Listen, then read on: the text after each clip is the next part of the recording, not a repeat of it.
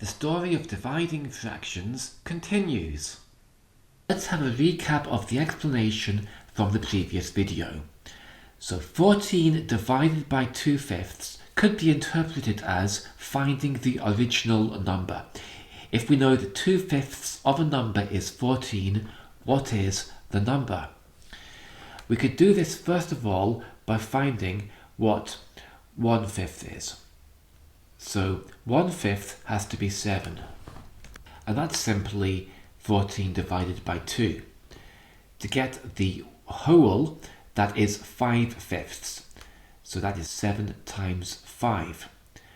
So to remind ourselves what we did 14 divided by 2 and then we multiplied by 5.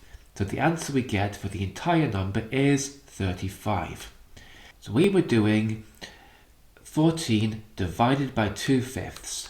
And remember, keep, flip, change. So we keep the 14, we change the divide into a times, and we flip the 2/5 into 5 halves.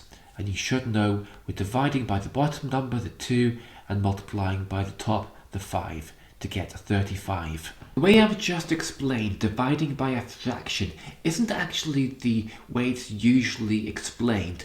There is an alternative, and to explain this I'm going to talk about two different ways to interpret division. Now these words partitive and quotitive aren't really of much interest to anybody other than maths educators. However, we'll use them today and you can forget about them afterwards. So, first question is partitive interpretation. We're dividing 12 meters in length into 3 equal parts, and to get the length of one part we do 12 divided by 3, and the answer is 4. So total length of 12 meters, each section is 4 meters, and we have 3 of them. And that's usually what most people think of when you divide by 3. The problem on the right is solved exactly the same, with 12 divided by 3 equals 4. However, the situation described by this problem is different, because in this problem we have lengths of 3 meters and we have 4 of them. So the difference between the problem on the left and the problem on the right is on the right we're dividing by a number with the same units. 12 and 3 are both meters, whereas on the left when we divided by 3 was just a number. So is there a way we could understand fraction division using the quotitive interpretation? In this calculation we are doing 15 divided by 1/8. We are going to interpret both the 15 and the 1/8 as areas. In the picture I have 15 smaller rectangles, and each one of them represents the number 1. Now if I divide each smaller rectangle into 8 equal parts, I have each square is 1/8. I have in each smaller rectangle there are 8 of them, and how many in all the rectangles? In 15?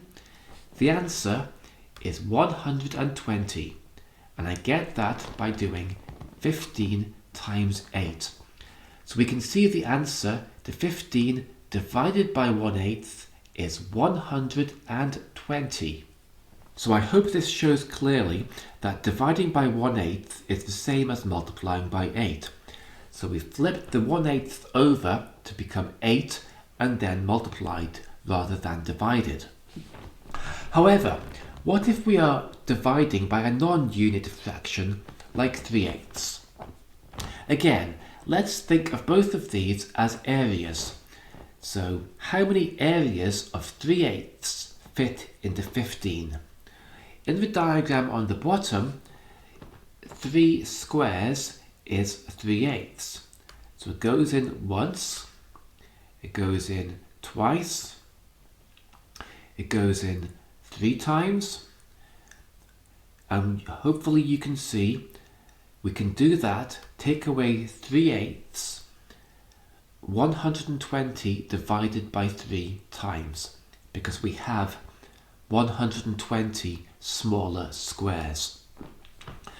So to get our answer, we have started with the 15, multiplied by 8, and then divided by 3. Is that the same as multiplying by 8/3? So we've shown to divide 15 by 3/8, we would first multiply by 8 and then divide by 3. So you may be happy that that's the same thing as multiplying by 8/3. Now if you're like me, you might think that's not quite right, because when you multiply by a fraction, you normally divide by the bottom first and then multiply by the top. Here it's the other way around. So how do we actually know that it's the same as 15 divided by 3 multiplied by 8? I'm going to try to explain this. So first of all, I'm going to show 15 times 8 with 8 rectangles, each of which is 15. And all of these rectangles together is 15 times 8. So I need to divide that by 3. So how is that possible when 8 does not divide by 3?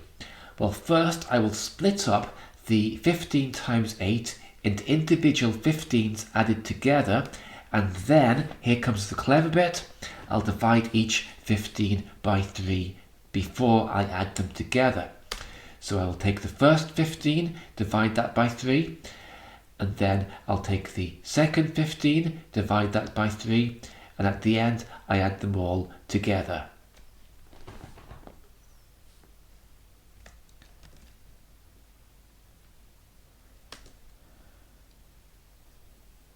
And this trick, where I divide first and then add, is called the distributive law, which I have mentioned in a previous video, this time with dividing over addition.